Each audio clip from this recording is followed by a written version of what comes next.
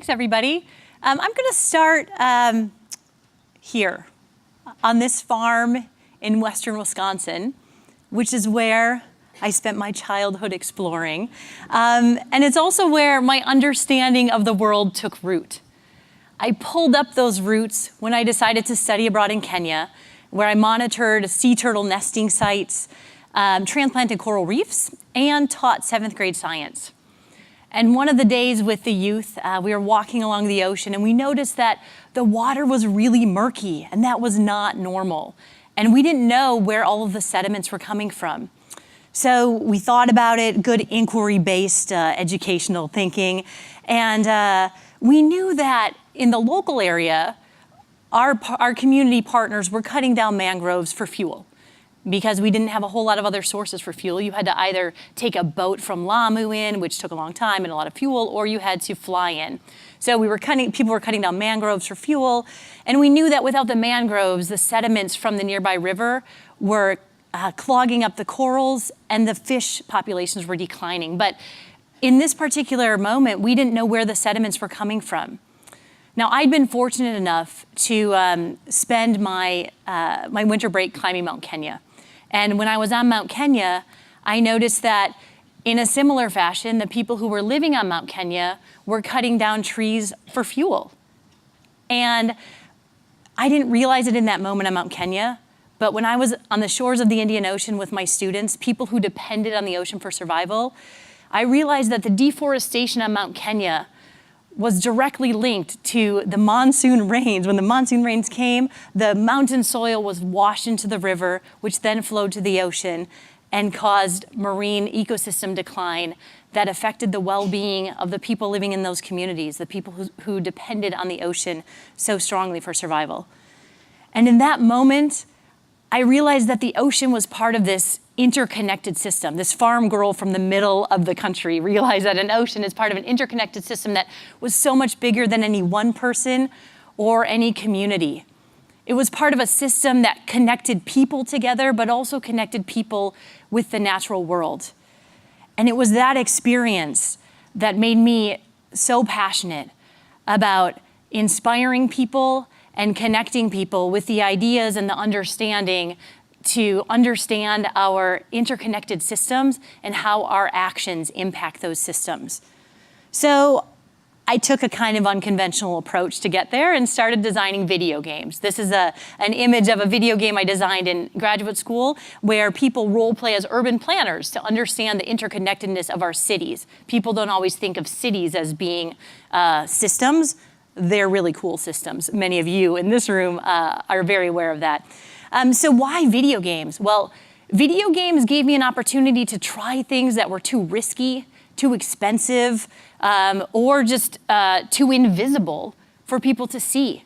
So even though on the shores of the Indian Ocean, we couldn't see what was causing the degradation of that marine ecosystem, in a game, I can make that visible. And by making that visible, I can meet people where they're at and help them start to understand the interconnections of these systems that make our world work. So I spent a summer doing an internship at the Walt Disney Company, and that experience was fantastic for a number of reasons. One reason was that I got to work with ridiculously talented Imagineers, educators, game designers, and artists to design this immersive world that never actually saw the light of day, but we got to design it. And through that experience, I realized that I wanted to work in a space that had immense reach, a space where we could move millions of people beyond the disconnected facts that we so often learn about in schools to a space where we truly think about systems and all of the interconnections in those systems. So I went to graduate school and spent a while there studying environmental resources and educational psychology, kind of an interesting mix. I wanted to understand how people learn about the environment. And in order to get a larger reach, I decided to work for Leapfrog, which is an educational entertainment company designing games specifically for 3 to 9-year-olds. Now, when you're thinking about science for 3 to 9-year-olds, I don't know what comes to mind for you, but for our marketers and the people who are trying to sell these products, what came to mind for them often was things like baby animal names. Now, we know that baby animal names are are cute and fun, and we might know that this baby animal, oh my gosh, it's so adorable. And its name is adorable. It's a porcupine. Oh my gosh, we all want one, right?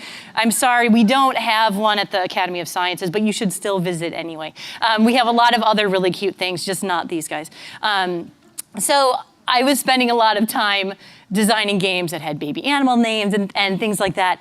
And I just realized that I wanted to move people beyond these disconnected facts, because while it's adorable to know that name and it's adorable to see this, that's not actually going to help us solve the types of sustainability challenges that we're facing today and in the future. So after 3 years at Leapfrog, I got super excited about a position that opened at the Academy of Sciences, where I get to focus on sustainability, education, and engagement. So what does that mean? Well, first of all, what that means is every day I can walk down the hallway and see Claude, our albino alligator. Anyone else able to see an alligator every day? That's amazing. I have 2 little boys, and for the first, so I've been at the Academy a year, and for the first week, the only thing they cared about was, what was Claude doing today, Mom? What did Claude, it's not like, hey Mom, how was your day? It's like, what's Claude doing? Anyway, Claude is a ripe old age of 21 now. So I get to walk down the hallway and see an albino alligator. I can go to a planetarium show, hang out with our scientists and learn about the crazy stuff that they're doing all the time, or hang out on our living roof, which is a pretty phenomenal place to work. And being part of this team is really giving me a platform and the support to help inspire our guests to live more sustainably, and specifically to sustain life on Earth. So our mission is to explore, explain, and sustain life on Earth. But what does it mean to sustain life on Earth for a natural history museum? Well, for us, we care an awful lot about biodiversity. We think biodiversity is pretty important. And so when we think about sustaining life, we think about ways that we can fix this problem. And this problem is that in California, elementary school students get less than 60 minutes of science per week. So I should have done the math about how many hours of school they are in per week, but 60 minutes is not a lot. And a lot of them don't even get that. And for those who do get that amount of science, they often get these disconnected facts, the types of things that we can pull up on our smartphones instantaneously, not the type of knowledge that we need to really solve the global sustainability challenges we're facing now and in the future. So what I'm hoping for, and what we're working on at the Academy, is getting people to integrate information and to innovate, to think more about these systems and the ways in which we're related to those systems. So at the Academy, we're in this interesting space because science museums have not traditionally told stories about sustainability.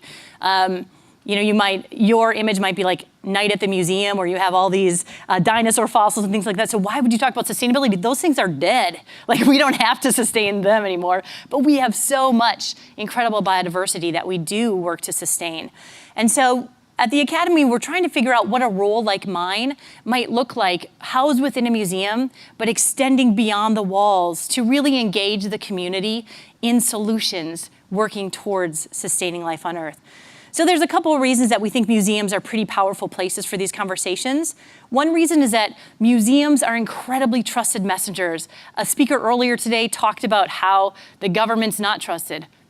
That's a pretty solid fact. The government, other nonprofits, and even the private sector are not trusted anywhere nearly as much as your local museums. And that's super exciting for a place like the California Academy of Sciences, where we can tell these stories and people are hungry to hear them. Museums also reach millions of people. At the Academy alone, we have 1.5 million people come through our doors every year. Across the country, we have like 850 million people visit museums. That's crazy. A lot of people go to museums, and a lot of people learn about science in informal settings like museums. If we're only getting 60 minutes or less of science learning per week in elementary schools, these are the kinds of places where we can really reach people. And so we think museums are ideal places to share sustainability stories, but what kinds of stories are we telling? Well, at the Academy, we think a lot about biodiversity, and so when we think about what are the challenges that we want to communicate, we think about things like ecological degradation, biodiversity loss, freshwater decline, climate change. And we reflect on the fact that all of those challenges are mostly caused by 3 things that we do as humans. We grow food, we rely on fossil fuels, and we overextend our freshwater resources. And so our sustainability messages are grounded in messages about food, energy, and water, and we focus on the latest sustainability science behind those problems, but just as equally, if not more so, on the science behind the solutions, because we want to make sure that we're giving our guests the correct and most impactful actions that they can take to work towards sustaining life on Earth. So one of the ways we do that is through an activity called How Much Water Do You Eat? So we're going to just play that real quick. So let's imagine we're making a dinner plate. I know I'm kind of between you and food, so I apologize for that. But we have a steak, white rice, a green salad, and some apple juice. And at this point, so our guests they have these cards, they make a plate of food, and then we invite them to flip over the cards to see how many gallons of water. And these are rough numbers, so don't hold me to the numbers, because it's not actually about the specific numbers, it's rather about the relative comparisons. So we see, oh my gosh, it takes a lot of water and other resources, but specifically water in this case, to produce our food. And so at this point, our guests are usually pretty depressed, and we don't want them to leave feeling depressed. We want them to feel hopeful. We want them to be able to make a positive impact. So instead, we say, all right, you know what, let's try it again. So let's flip the steak and have some chicken. Let's do pasta with marinara sauce instead of the rice. And let's have some water instead of the apple juice. And the guests are able to compare. And in this particular example, in just one meal, they could save 500 gallons of fresh water, which is pretty profound. That's a lot of water. And so with this type of relative comparison, we're able to really get our guests thinking about the choices that we make multiple times a day and how our choices impact the environment. And we know that diets are incredibly personal and culture rich. So we're not at the academy saying everyone must be vegan. Instead, we're saying, let's think about our dietary choices and specifically how our dietary choices affect the number of people that we can feed and the ability for us to sustain the biodiversity on this planet. One of the ways we're walking the talk at the Academy is through our Imperfect Produce. Our cafe gets a bunch of produce delivered all the time because we have a couple cafes and people want to eat. And sometimes the apples get bruised and then they can't sell them because they don't look pretty. Some of you may be familiar with the ugly food movement, which is pretty exciting. But we don't actually have to be part of that movement beyond the walls, because we can feed our Imperfect Produce to the Arapaima, which is pretty great. So we create this fiesta for them where they can eat our Imperfect Produce, and we're saving money, we're reducing food waste, we're saving greenhouse gas emissions, and all around wins. So that's a fun way that we're walking the talk. Another way we're walking the talk is through a youth-powered video series called Flipside Science, where the youth investigate complex environmental topics and we empower them to make a difference. And through these different types of sustainability initiatives and these channels, we're really working to inspire our guests to think about the types of clean energy and sustainability solutions that all of you are working on every day. And as I looked at the lineup of speakers and wondered, how do I fit into this kind of space? I realized that we kind of have a bit of a symbiotic relationship.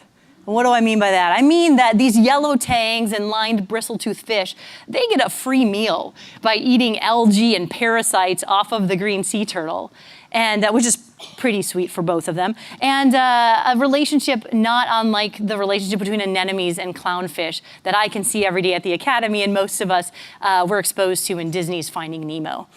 I'm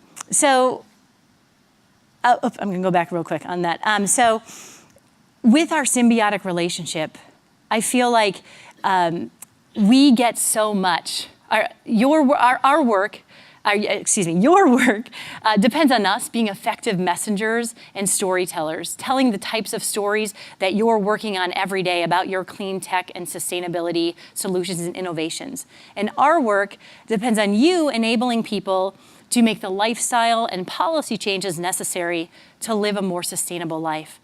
And I think all of our work depends on some hope and an understanding that we hold the solutions to build a more sustainable tomorrow together, sustaining the places that we call home. Thanks.